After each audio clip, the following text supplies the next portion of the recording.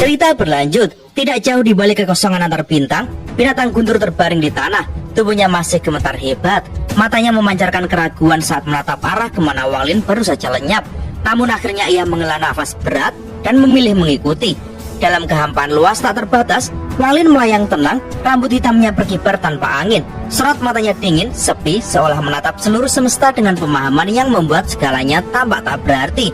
Wang Lin merenung, ia seperti putranya Wang Ping telah menapaki siklus reinkarnasi. Melalui siklus itu, ia berhasil menembus tahap awal Ascendant, bahkan memperkuat wilayah kekuasaannya hingga mencapai tahap akhir Ascendant.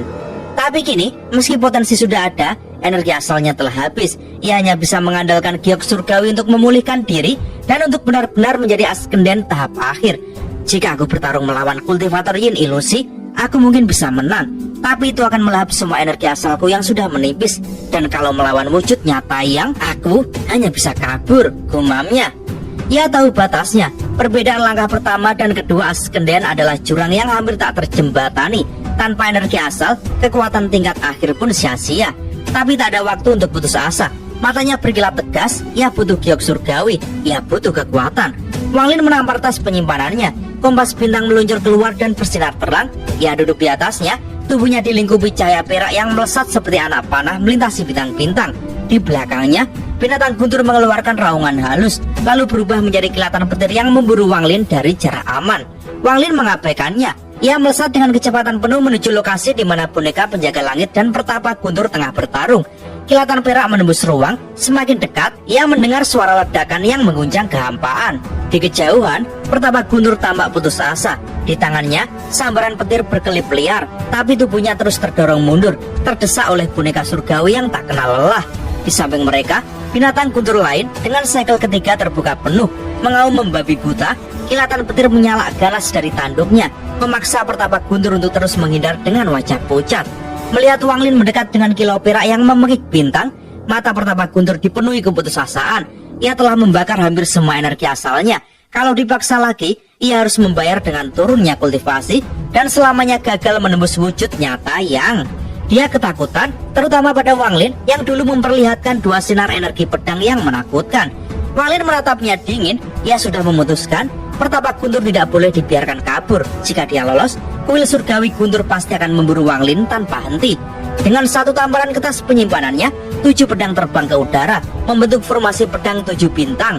Kilatan pedang memekik melintasi kehampaan menuju pertapa guntur. Boneka penjaga langit meraung rendah. Cahaya oranye berkedip saat ia melempar pukulan dahsyat, mendorong pertapa guntur mundur. Binatang guntur di belakang melepaskan sambaran petir liar yang langsung menekan pertapa itu dari sisi lain.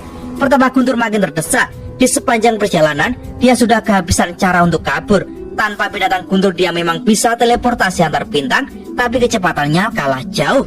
Formasi pedang tiba, membentuk lingkaran maut yang menutup geraknya. Pertapa guntur menggertakkan gigi. Ia menghancurkan sepotong giok khusus di tangannya. Seketika, petir melingkar membentuk penghalang pelindung yang bergemuruh keras. Pedang-pedang Wang Lin menabrak penghalang itu, ledakan beruntun menggetarkan ruang. Dari dalam perisai, pertapa guntur menatap Wang Lin dengan putus asa. Sumu, suaranya parau. Aku memang ceroboh, tapi kenapa harus memaksa sejauh ini? Aku utusan kuil surgawi guntur. Kalau kau membunuhku, kau tak akan bisa hidup tenang di sistem bintang All Heaven. Wang Lin balas dengan suara dingin. Justru kalau aku tak membunuhmu, masalahku tak akan ada habisnya. Dengan tamparan lain ke tasnya, bendera 1 miliar jiwa muncul. Bendera raksasa itu mengepak ganas, menjeritkan tangisan hantu yang menusuk jiwa. Jiwa-jiwa yang tak terhitung jumlahnya berhamburan. Ada yang berasal dari kultivator transformasi jiwa, bahkan beberapa fragmen Ascendant. Mereka melayang membentuk 3 jiwa utama.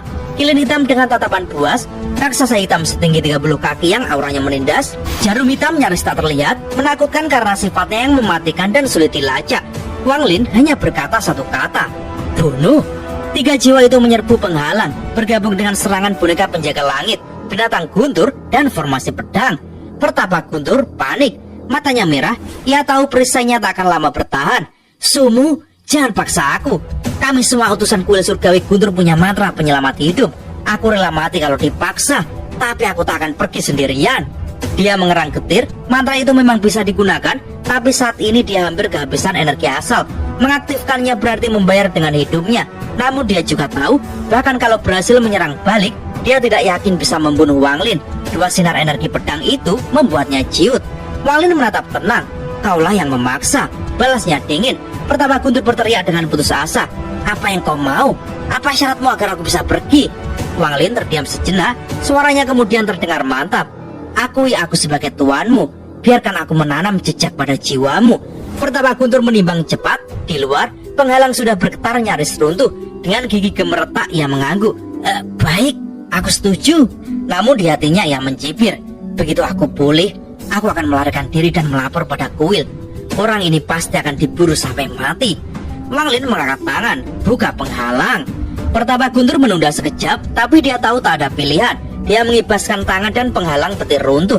Segera formasi pedang berhenti hanya beberapa inci darinya. Boneka surgawi menahan tinjunya hanya sejengkal dari dadanya. Binatang Guntur meraung pelan, matanya menyalakan petir. Wang Lin tak tersenyum. Ia menampar tasnya, mengeluarkan bendera pembatasan emas. Dengan gerakan tangan rumit, aksara sihir keluar seperti rune yang melayang. Pertapa Guntur menegakkan tubuhnya dan menatap Wang Lin penuh kebencian diam-diam. Namun dia tidak bergerak. Dia membiarkan formasi pembatasan keemasan itu menembus di antara alisnya, melilit jiwanya. Dalam hati dia mendengus. Formasi aneh ini tak akan tahan dampak energi asalku. Setelah pulih, akan kusingkirkan dengan mudah. Wang Lin menatapnya tajam. Ini baru langkah pertama dari pembatasan. Ada langkah kedua. Ia menoleh ke binatang Guntur yang menatap mereka dengan gelisah. Ikut, kata Wang Lin datar. Mereka terbang ke sebuah planet abu-abu tandus. Angin beracun menderu. Wang Lin mendarat, mengentak tanah hingga jurang menganga. Sinar pedang memotong dinding, membentuk gua besar dengan aula utama dan 4 kamar di dalamnya. Wang Lin masuk, diikuti Pertapa Guntur yang tak berani menolak. Di dalam aula batu itu, Wang Lin duduk bersila. Setelah pembatasan kedua selesai, aku tidak akan membunuhmu. Pertapa Guntur hanya mendengus dalam hati. Silakan saja, aku biarkan itu sekarang.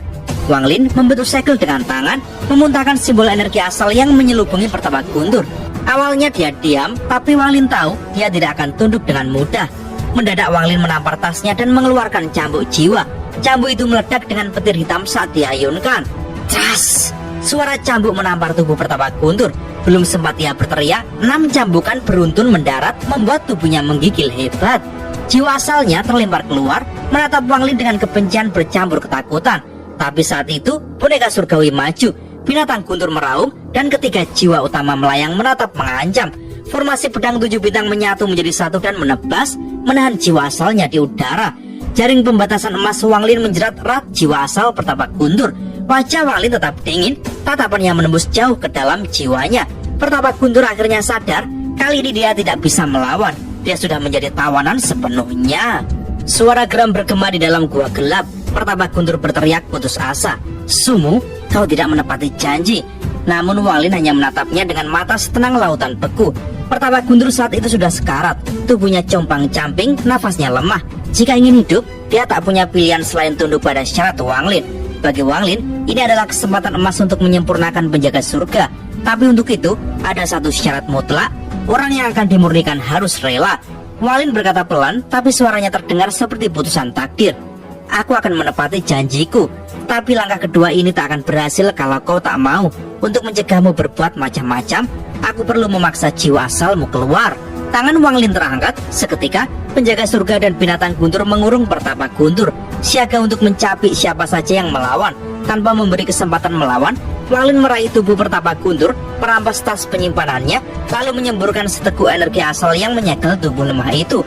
Jiwa asal Pertapa Guntur melayang keluar, menatap Wang Lin dengan tatapan kelam yang penuh kebencian. Dia ingin melihat sejauh mana kegilaan sumu ini. Waktu berlalu dalam hening mencekam. Wang Lin terus memuntahkan energi asal, menyalurkannya bagaikan gelombang petir yang mendobrak tubuh Pertapa Guntur. Hari berganti hari. Sedikit demi sedikit, tubuh Pertapa Guntur mengerut seperti mumi. Hanya tinggal kulit membungkus tulang. Namun di balik kehancuran itu, aliran petir berkilat di tubuhnya dan cahaya tembaga samar menari di permukaannya. Jiwa asal Pertapa Guntur menatap proses itu dengan ngeri. Awalnya dia tak paham apa maksud Wang Lin, tapi perlahan kesadaran merayap naik ke pikirannya. Ekspresinya berubah dari bingung menjadi ketakutan. Tidak, dia mau menyulingku jadi boneka. Mustahil. Bagaimana orang ini tahu metode penyempurnaan sekejam ini?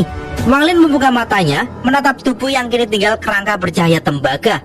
Matanya bersinar penuh minat. Tubuh kultivator ilusiin, bahkan tanpa tambahan logam, sudah mencapai kelas tembaga. Kalau aku menambahkan harta surgawi, itu bisa lebih tinggi lagi. Pertapa Guntur menjerit, Sumo, apa yang kau lakukan? Aku sudah berjanji jadi budakmu. Aku tak pernah setuju jadi bonekamu. Dia berteriak berkali-kali, suaranya parau. Wanglin mengabaikannya sepenuhnya. Melihat tubuhnya sendiri sedang disempurnakan membuat Pertapa Guntur hampir gila karena marah dan takut. Tapi dia tak berani bertindak. Jiwa asalnya disegel, penjaga surga dan binatang guntur mengelilinginya. Di samping itu, Wanglin memanggil 3 jiwa utama yang menakutkan. Melawan berarti mati. Wanglin mendecak kesal mendengar jeritan itu. Dia melambaikan tangannya, 2 sinar energi pedang melesat keluar dari lengan bajunya. Gua itu langsung dipenuhi aura tajam. Energi pedang itu membawa domain tirani milik Ling Tianhao mendominasi segalanya. Pertapa Guntur ketakutan setengah mati. Suaranya langsung terhenti. Matanya bergetar saat menatap kedua energi pedang itu. Dengan kekuatanku sekarang, bahkan di puncak sekalipun, aku tak akan berani melawannya.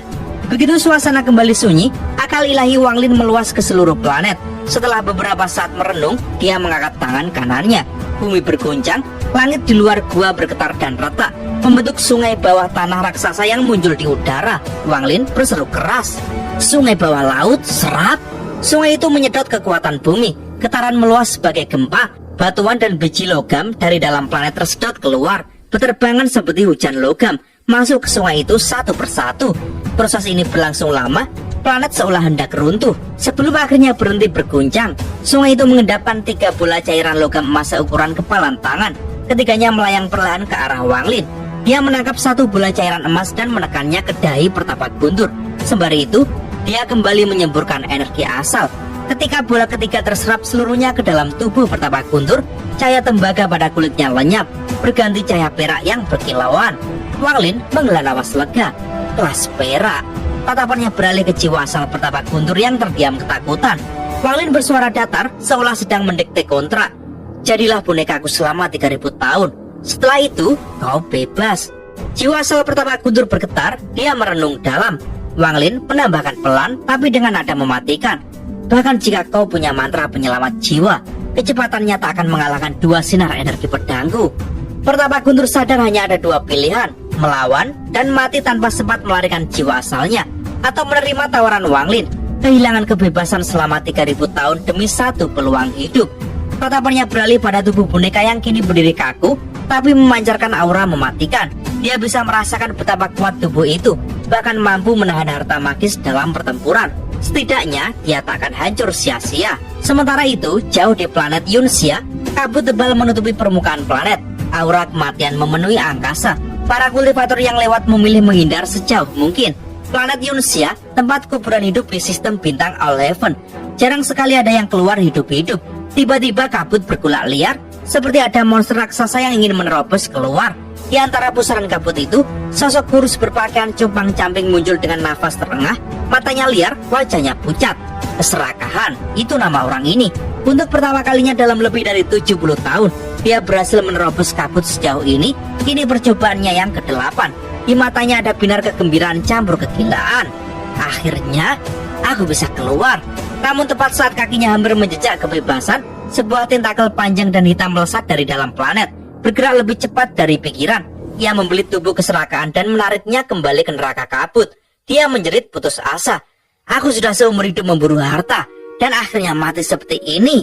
Wanglin, ini semua salahmu. Kalau kau tidak datang ke sistem bintang All-Heaven terkutuk ini, mana mungkin aku berakhir di planet iblis ini. Kalau bukan karena kau, aku tak akan pernah masuk ke tempat terkutuk ini.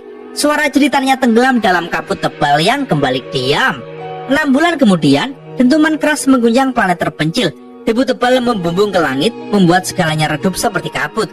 Dari dalam awan kelabu itu, Wanglin melangkah keluar dengan mata tenang. Di belakangnya, boneka mumi kurus mengikuti diam-diam.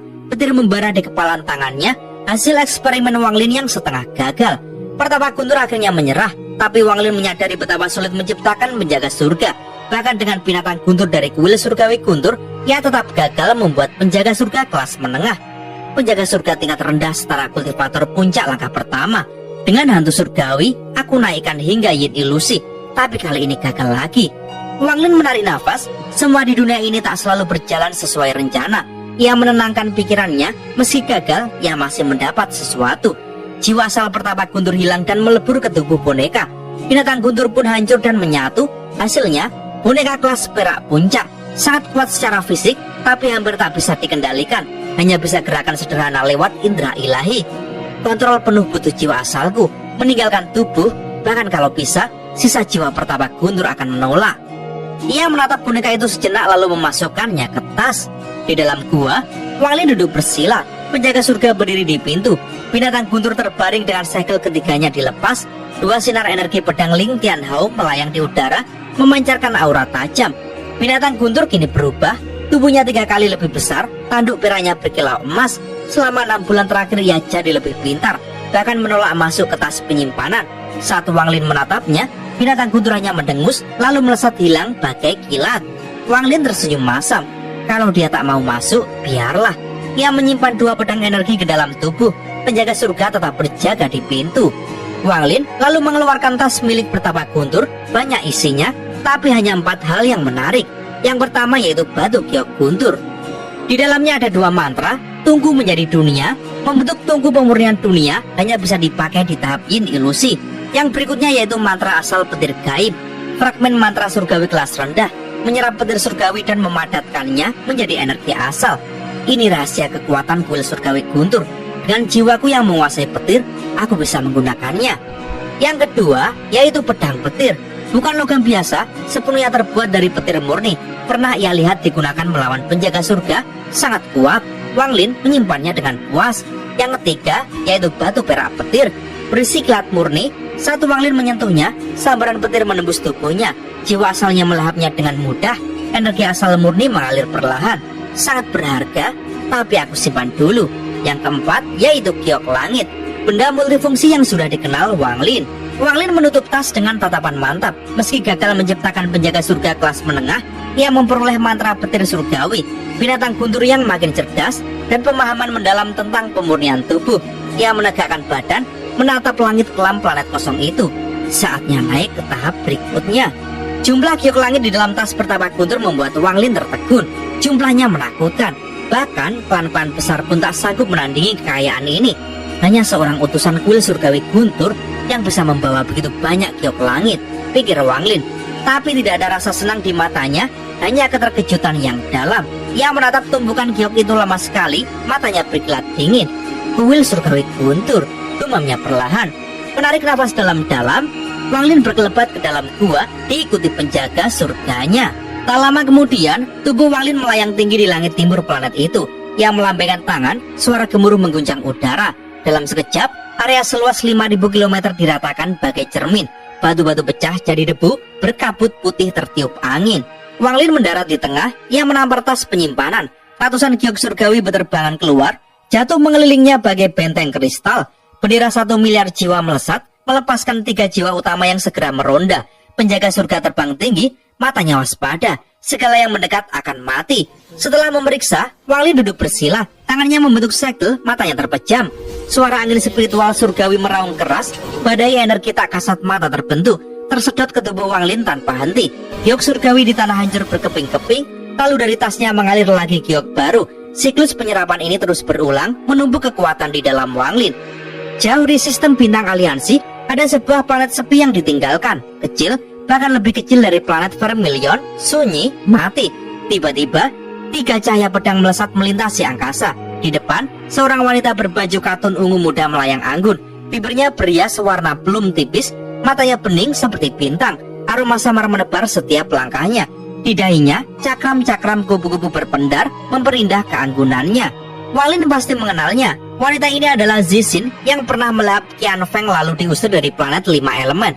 Diselamatkan oleh leluhur darah, ia menjadi selirnya. Di belakangnya terbang 2 lelaki tua bermata kosong. Tubuh mereka diselimuti aura darah, budak darah dengan kultivasi Askenden. Zixin melirik planet sepi itu. Ini planet yang kau maksud? Tanya yang merdu. Salah satu budak darah membungkuk. Benar, Nyonya. Zixin mengerutkan kening. 3 bulan lalu, budaknya melaporkan planet ini berubah aneh, seolah sekarat. Dia menurunkan akal ilahinya. Namun, pergi. Suara itu meledak bagai 1000 guntur. Tanah retak, langit gelap, pegunungan runtuh, angin dingin seperti teriakan iblis menderu. Pergi. Suara itu menghancurkan tanah. Budak darah memuntahkan darah. Zixin gemetar ketakutan. Junior tidak tahu ini tempat kultivasi tertutup senior. Maaf, saya segera pergi. Dia menunduk dalam-dalam sebelum terbang mundur secepat mungkin bersama budak-budaknya. Begitu keluar dari planet itu, wajah Zixin masih pucat, namun di matanya ada sinar penuh arti. Dia lalu menghilang ke kejauhan.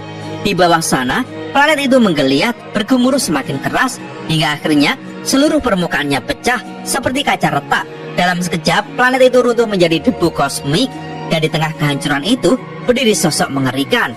Pria berambut merah panjang, matanya sedingin kutub, urat-urat di kulitnya tampak seperti aksara kuno yang berdenyut. Di dahinya 4 bintang berputar perlahan, salah satunya redup dan berkedip. Itulah tubuh asli Wang Lin. Ekspresinya dingin membeku. Ledakan kehancuran planet tak menggores kulitnya sedikit pun. Ia menatap jauh ke antariksa. Planet ini tak lagi memiliki energi spiritual yang bisa kuserap, gumamnya pelan. Ia meraih ke udara, mencoba mengumpulkan debu menjadi inti jiwa kuno, tapi auranya memudar. Mantara ekstraksi jiwa ini masih belum cukup. Aku butuh kultivasi lebih tinggi. Tubuh aslinya melangkah ke kehampaan. Ia tidak butuh kompas bintang untuk menavigasi ruang angkasa. Sayang sekali, aku belum menemukan aura dewa kuno dewasa. Mungkin aku perlu kembali ke planet Vermilion. Tapi Tuo Shen, entah kapan dia bebas. Tubuh asli Wang Lin perlahan menghilang di antara bintang-bintang. Beberapa bulan kemudian, ia memilih planet lain yang sama tandusnya. Kali ini ia masuk ke inti planet, menutup mata, dan mulai berkultivasi lagi. Planet itu memiliki lapisan petir alami, sangat cocok untuk memperkuat mantra petirnya. Sementara itu, di planet Vermilion, laut setan berubah total. Kabut kuno sudah lama hilang, menyisakan lembah besar. Di kedalamannya, bintang pecah kacau menjadi wilayah terlarang yang menelan siapapun yang mendekat. Di sanalah, di lautan darah, para kultivator kuno duduk bersila. Darah merendam tubuh mereka, kultivasi mereka naik perlahan. Di pilar tertinggi, seorang pria berambut merah duduk membungkuk. Di tanah, pedang tua berkarat tertancap, masih meneteskan darah kering. Dengan kukunya, dia menggores 2 kata di pilar batu. Wang Lin. Tak terhitung kali ia menulisnya. Wang Lin. Desisnya serak. Suara itu membuat semua kultivator menggigil. Wang Lin, aku akan bebas. 3 bulan kemudian, dari bintang pecah kacau melangkah keluar seorang pria. Di baunya bertengger seekor monyet bermata merah. Bukan Tuo Shen, tapi utusannya. Sorot matanya penuh kebencian. Andai Wang Lin melihatnya, dia akan mengenali sosok ini. Penyihir setan langit, musuh lama yang dulu menginginkan warisan pengetahuan 6 keinginan Raja Iblis, tapi hancur oleh Wang Lin. Alam di bawah alam surgawi petir. Gumamnya dingin sebelum menghilang meninggalkan planet Vermilion. Di puncak gunung Vermilion, angin menerpa gaun Zouru yang berkibar. Dia tampak lebih dewasa kini. Di sampingnya, Little White menguap malas. Zouru memegang tas tua. Paman, akhirnya aku bisa membukanya. Akal ilahinya menyapu masuk, tas itu meledak jadi serpihan. Cahaya putih menembus di antara alis Zouru. Tubuhnya bergetar, air mata menetes saat kenangan yang tersegel muncul. Kakak Wang, aku tak sanggup. One Earth, maafkan aku. Zouru terduduk memeluk lutut, tangisnya pecah. Little White, ternyata paman tak pernah ingin aku mencarinya. Dan di tempat lain, Wang Lin menyerap energi surgawi seperti iblis kelaparan. Giok langit hancur menumpuk di sekelilingnya. Jiwa asalnya setelah melahap naga petir kuno menjadi lubang tak berdasar yang melahap giok langit tanpa henti. Setengah tahun berlalu dalam hisapan rakus. Akhirnya petir melintas di matanya. Suara guntur mengguncang langit. Wang Lin berdiri perlahan, ekspresinya setenang batu. Askenden tahap akhir. Dan cerita pun bersambung.